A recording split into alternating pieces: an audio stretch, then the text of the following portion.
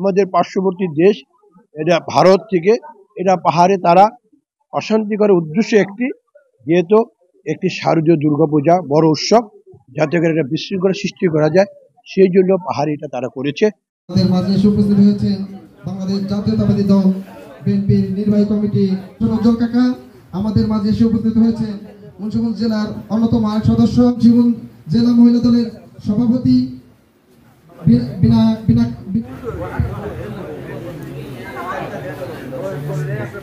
আমাদের মাঝে এসে উপস্থিত হয়েছেন জেনারেল কলেজের সাবেক ভিপি। আমি শুভেচ্ছা জানাচ্ছি শারদীয় দুর্গাপূজায়। কেমন আছেন আপনারা সবাই?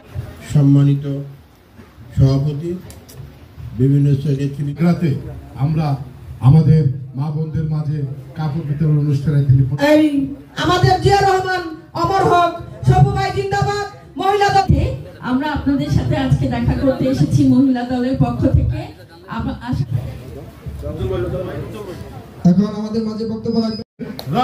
যুদ্ধ লাগবে না, কারণ তাদের ঈদের মধ্যে হিন্দুরা গিয়ে বসে থাকে, তাদের পূজার মধ্যে আরে যে অশান্তি, এটা একটা পরিকল্পনা মাফিক। আমাদের পার্শ্ববর্তী দেশ, এটা ভারত থেকে এটা পাহাড়ে তারা অশান্তি করে উদ্দেশ্য একটি, যেহেতু একটি শারদীয় দুর্গাপূজা বড় উৎসব, যাতে করে একটা বিশৃঙ্খলা সৃষ্টি করা যায়, সেই জন্য পাহাড়ে এটা তারা করেছে পরিকল্পনা মাফিক। ইতিমধ্যে আপনারা দেখেছেন শুনেছেন যে আমাদের অন্তর্বর্তী সরকারের উপদেষ্টা বলেছেন যে এটা ষড়যন্ত্রের একটি অংশ। শারদীয় দুর্গাপূজা কিভাবে এটা বিশৃঙ্খলা সৃষ্টি করা যায়, কিভাবে হিন্দু সম্প্রদায়ের ভাইরা উৎসবটা যাতে সুন্দর মতো না করতে পারে, তারই একটি অংশ। যাই হোক, এই বিচ্ছিন্ন থাকবে, যেহেতু আগামী ফেব্রুয়ারিতে আমাদের জাতীয় সংসদ নির্বাচন। এই নির্বাচনকে সামনে রেখে অনেকভাবে অনেকে চেষ্টা করবে ঘোড়া পানিতে মাছ শিকার করার জন্য, বিশৃঙ্খলা সৃষ্টি করার জন্য।